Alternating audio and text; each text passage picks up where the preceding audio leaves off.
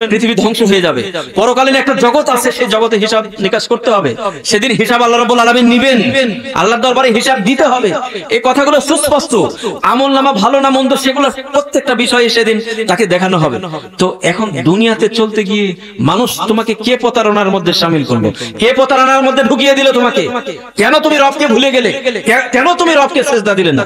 কেন রবের সাথে তুমি কানেকশন তৈরি করলে না? কেন তুমি রবের ইবাদত বন্দেগী করলে না? এই জন্য আল্লাহ রাব্বুল আলামিন বলেন, ইয়া আইয়ুহাল ইনসানু মা গাররাকা বিরাব্বিকাল কারীম। হ্যাঁ, রবের ব্যাপারে কে তোমাকে ধোঁকায় ফেলে দিল? তুমি যে পৃথিবী নিয়ে মগ্ন হয়ে থাকলে, পৃথিবী নিয়ে তুমি ব্যস্ত হয়ে থাকলে, রব সম্পর্কে তোমাকে কে গাফলাতের মধ্যে ফেলে দিল? আজকে আমরা এই পৃথিবীটাকে এমন ভাবে আঁকড়ে ধরেছি যে এই পৃথিবীকে আমরা প্রাধান্য দিচ্ছি, রবকে আমরা প্রাধান্য দিচ্ছি না, আল্লাহ তাআলার বিধিবিধানকে আমরা প্রাধান্য দিচ্ছি না, আমরা এই দুনিয়া নিয়ে ব্যস্ত হয়ে পড়ে আছি। এই কথাটাই আল্লাহ রাব্বুল আলামিন স্মরণ করে দিচ্ছেন যে মানুষ, আমার সম্পর্কে, আল্লাহ সম্পর্কে কে তোমাদেরকে প্রতারণার মধ্যে শামিল করে? এই যে পৃথিবী, এই যে পৃথিবীতে আমরা বসবাস করছি, এই পৃথিবী সম্পর্কে আল্লাহ রাব্বুল আলামিন কি বলছে দেখেন, ওয়ামাল হায়াতুদ দুনিয়া ইল্লা মাতাউল গুরুর। এই যে পার্থিব জগৎ, যে জগতে আমরা বসবাস করছি, এই জগৎটা একটা প্রতারণার জায়গা। এই জায়গাটা কি? প্রতারণার জায়গা, গুরুর। ওই যে মা গাররাকা, এই দেখেন প্রতারণার মধ্যে আমরা পড়ে আছি, ধোঁকার মধ্যে পড়ে আছি। ওয়ামাল হায়াতুদ দুনিয়া ইল্লা লাইবুন ওয়া লাহউন। এই দুনিয়াটা হচ্ছে একটা খেল তামাশা। দুনিয়া কি?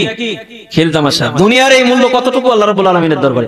আমরা যে দুনিয়া নিয়ে এত বেশি ব্যস্ত হয়ে পড়ে আছি রবকে ছেড়ে দিয়ে, এই দুনিয়ার মূল্য কতটুকু আল্লাহর দরবারে? দেখেন, এই দুনিয়ার এই জগৎটাকে বলা হয়েছে প্রতারণার জায়গা। মানুষ প্রতিনিয়ত এখানে প্রতারিত হচ্ছে, রবকে ছেড়ে দিয়ে মানুষ দুনিয়াকে নিয়ে যখন ব্যস্ত হয়েছে।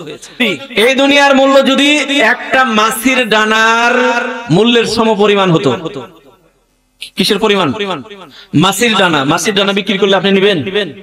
কত টাকা দিবেন? ধরেন 1 মণ মাছির দানা আপনাকে জোগাড় করে দেওয়া হলো, কত টাকা দিবেন? দিবেন? এই কথাটা দেখেন এইভাবে আসছে যে এই দুনিয়ার মূল্য যদি মাছির ডানার মূল্যের সমপরিমাণ হতো, তাহলে আল্লাহ রাব্বুল আলামিন একজন কাফেরকেও এক ঢোক পানি গিলতে দিতেন না। তার মানে এই যে কাফেররা যে রিজিক ভোগ করতেছে আল্লাহ রাব্বুল আলামিনের, হ্যাঁ, এই দুনিয়া যে তারা আঁকড়ে ধরেছে, তার মানে দুনিয়ার কোনো মূল্য নেই, এই জন্য আল্লাহ রাব্বুল আলামিন তাদেরকে দিয়ে দিয়েছে। যদি মূল্য থাকতো এই দুনিয়ার, তাহলে আল্লাহ রাব্বুল আলামিন কোনো কাফেরকে এক ঢোক পানি গিলতে দিতেন না। আচ্ছা, আপনারা বলুন, ওই যে মহিলাদের প্রত্যেক মাসে হায়েজ হয়, আপনারা জানেন না? এটা প্রত্যেক মাসে কি হয়? হায়েজ। এই হায়েজের নেকরা বলে না তেনা, যে তেনাটা যখন ব্যবহার করে যখন ফেলে দেয়, ওই তেনার মানুষ দেখলে কি সানন্দে গ্রহণ করবে না ওটা আরো ফেলে দিবে? কি করবে? ফেলে দিবে। ওর কোনো মূল্য আছে? এই দুনিয়া ওই নেকটের মতো, কোনো মূল্য নাই। দেখেন, আরেকটা হাদিসের মধ্যে এইভাবে এসেছে, মুসলিমের হাদিস, বুখারীর হাদিসের মধ্যে এই হাদিসটা এসেছে এইভাবে। একদা রাসূলুল্লাহ সাল্লাল্লাহু আলাইহি ওয়াসাল্লাম সাহাবীদেরকে নিয়ে বাজারে যাচ্ছিলেন। রাসূলুল্লাহ সাল্লাল্লাহু আলাইহি ওয়াসাল্লাম বাজারের এক পাশে দেখলেন একটা ডাস্টবিন, সেখানে ময়লা নিক্ষেপ করা হয়েছে। সেই ময়লার স্তূপের মধ্যে রাসূলুল্লাহ দেখতে পেলেন একটা মৃত ছাগলছানা। কি দেখতে পেলেন? একটা মৃত ছাগলছানা সেখানে পড়ে আছে। রাসূলুল্লাহ সাল্লাল্লাহু আলাইহি ওয়াসাল্লাম ওই ছাগলছানার কাছে গেলেন। যাওয়ার পরে ওই মৃত ছাগলছানার পচা মৃত ছাগলছানা পচে গেছে, মাছি ভনভন করছে। রাসূলুল্লাহ সাল্লাল্লাহু আলাইহি ওয়াসাল্লাম ওই মৃত ছাগলছানার কাছে গেলেন। এরপরে ওই ছাগলছানার কানটা ধরে তিনি জাগালেন। কে জাগালেন? রাসূল সাল্লাল্লাহু আলাইহি ওয়াসাল্লাম কানটা ধরে জাগালেন। জাগানোর পরে রাসূলুল্লাহ বললেন, ও সাহাবায়ে কেরাম, তোমাদের মধ্যে কে আছে এই ছাগলছানার, এই পচা মৃত এই ছাগলের এই কান 1 দিরহামের বিনিময়ে ক্রয় করবে? কে আছে তোমাদের মধ্যে? আছে? সবাই কেরাম অবাক হয়ে গেল, হে আল্লাহর রাসূল, এই মৃত ছাগলছানা, জীবিত ছাগল হলে তাও কথা ছিল, তাও তো আপনি কান নিয়ে কি করবেন, তাই না? মৃত ছাগলছানা মারা গেছে, পচে গেছে, মাছি ভনভন করছে, এই ছাগলছানার এই কানটা 1 দিরহামের বিনিময়ে কে নেবে? কেউ নেবে না।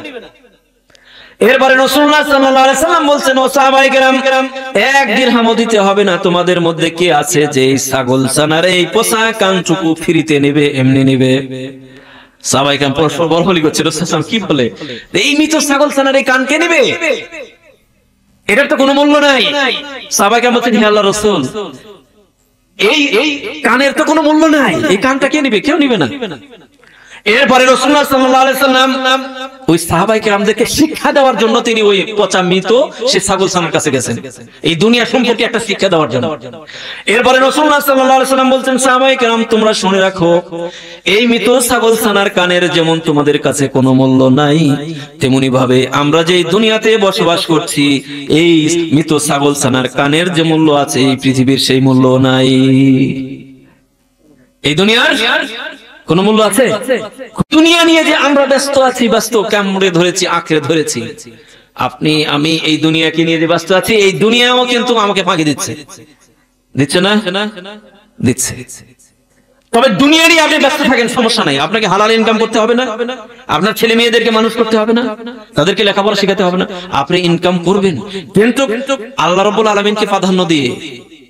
আপনি আল্লাহকে ছেড়ে দিয়ে দুনিয়াকে আপনি খামচে ধরেছেন, আর ওই আপনি যে দুনিয়াকে নিয়ে খামচাচ্ছেন, ওই দুনিয়াও আপনাকে ফাঁকি দিয়ে এই দুনিয়া চলে যাবে আপনার কাছ থেকে। কখন আমাদের মৃত্যু হবে আমরা তো জানি না, জানি যে কোনো মুহূর্তে আমরা এই দুনিয়া থেকে চলে যেতে পারি, ঠিক না?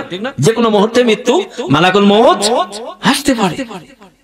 আমাদের কত প্ল্যান, 10 তলা বিল্ডিং বানাতে হবে, ছেলেকে মেডিকেলে পড়াতে হবে, তাই না? কত স্বপ্ন আমরা দেখি, কিন্তু এই নিঃশ্বাসটা বন্ধ হয়ে যাওয়ার সাথে সাথে সেই আশাটা আর পূরণ হয় না। হয় মেন কথা হচ্ছে এই যে আপনি ইনকাম করবেন, তবে হালাল ইনকাম করতে হবে, আল্লাহ রাব্বুল আলামিনকে প্রাধান্য দিতে হবে। আল্লাহ তাআলার বিধিবিধানকে লঙ্ঘন করে দুনিয়াকে নিয়ে আপনি ব্যস্ত থাকবেন, সুদ ঘুষের সাথে আপনি জড়িত হবেন, সেটা হওয়া যাবে। হারাম পন্থায় আপনি বিজনেস করবেন, ব্যবসা বাণিজ্য করবেন, তাহলে সেই হারামে কোনো বরকত হবে না। হারাম পন্থায় আমরা যে উপার্জন করছি পরকালীন জগতে এটি হবে আমাদের জন্য মুসিবত, পাহাড় হয়ে দাঁড়াবে। আল্লাহ রাব্বুল আলামিন বলছেন, ইয়াউম লা ইয়ানফাউ মালুন ওয়ালা বানুন, সেদিন সেই পরকালীন জগতে এই অর্থ সম্পদ, এই সন্তান সন্ততি সেদিন কোনো উপকারে আসবে না। আল্লাহ রাব্বুল আলামিন বলছেন, এই সন্তান, এই সন্ততি, এই অর্থ সম্পদ সেদিন কোনো কাজে আসবে না। কখন কাজে আসবে? যখন আপনি ইনকাম করেছেন, এর হক আদায় করেছেন, আপনার যাকাত পরিমাণ সম্পদ হয়েছে, আপনি যাকাত দিয়েছেন, আপনার দান করার তৌফিক হয়েছে, আপনি বখিল হবেন না, আপনি দান করবেন, হক আদায় করেন, সন্তান সন্ততিদেরকে সুন্দরভাবে লালন পালন করেছেন, তখন সেই সন্তান কাজে আসবে। সেদিন হাসরের ময়দানে বান্দাকে আমলনামা দেখানো হবে, এমন এমন সব আমল তাকে দেখানো হবে, সেদিন বান্দা বলবে, আল্লাহ এই কাজ তো আমি করি নাই, এই নেকিগুলো কোত্থেকে আসলো, এত এত নেকি কোত্থেকে আমার আমলনামা জমা হলো, আল্লাহ এগুলো তো আমি জানি না, এগুলো তো আমি দুনিয়াতে করে আসি নাই। আল্লাহ রাব্বুল আলামিন সেদিন জবাব দিয়ে বলবেন, বান্দারে তুমি যে ওই যে দুনিয়াতে দান সদকা করে এসেছিলে, সদকাতুন জারিয়া করেছিলে, এরপরে তুমি ইলম ছড়িয়ে দিয়ে এসেছিলে, সৎ সন্তান তৈরি করে এসেছো দুনিয়াতে, ওই সৎ সন্তান তোমার জন্য দোয়া করেছে, আজকে সেই দোয়ার বদলতে কিয়ামতের ময়দানে ছোট্ট একটা নেকি থেকে আল্লাহ রাব্বুল আলামিন সেই নেকিটাকে পেলে পুষে পাহাড় পরিমাণ করে আল্লাহ রাব্বুল আলামিন বান্দার সামনে তুলে ধরবে, পাহাড় পরিমাণ হয়ে যাবে সেদিন। সুতরাং এখানে শুধুমাত্র আপনাকে টেক কেয়ার করতে হবে, সঠিক পন্থায় হচ্ছে কিনা সেই বিষয়টা লক্ষ্য রাখতে হবে, কিন্তু আমরা তো এটা রাখি না, তাই না? আমরা যে এই যে ব্যস্ত হয়েছি, আল্লাহ রাব্বুল আলামিন বলেন এই দুনিয়াটা একটা খেল তামাশার জগৎ, এটাকে নিয়ে যে আমরা ব্যস্ত হয়ে পড়েছি। সুতরাং এই ব্যস্ত হওয়া এইভাবে যাবে না, এই ব্যস্ত হওয়া যাবে বলেন হক হালাল পন্থায় আমরা উপার্জন করব, রাজি আছি তো? আল্লাহ রাব্বুল আলামিন বলেন, ইন্নাল্লাহা তাইয়্যিবুন লা ইয়াকবালু ইল্লা তাইয়্যিবা, আল্লাহ রাব্বুল আলামিন পবিত্র, তিনি পবিত্র ছাড়া গ্রহণ করেন না। এখন আপনি হারাম পন্থায় উপার্জন করবেন, সেটাকে আল্লাহ গ্রহণ করবেন? করবেন না। আল্লাহ পবিত্র, তিনি পবিত্রকে পছন্দ করেন, আপনি পবিত্র উপার্জন করবেন, হক পন্থায় আপনি উপার্জন করবেন, সেটাই কেবলমাত্র আল্লাহ রাব্বুল আলামিনের দরবারে গ্রহণযোগ্য হবে।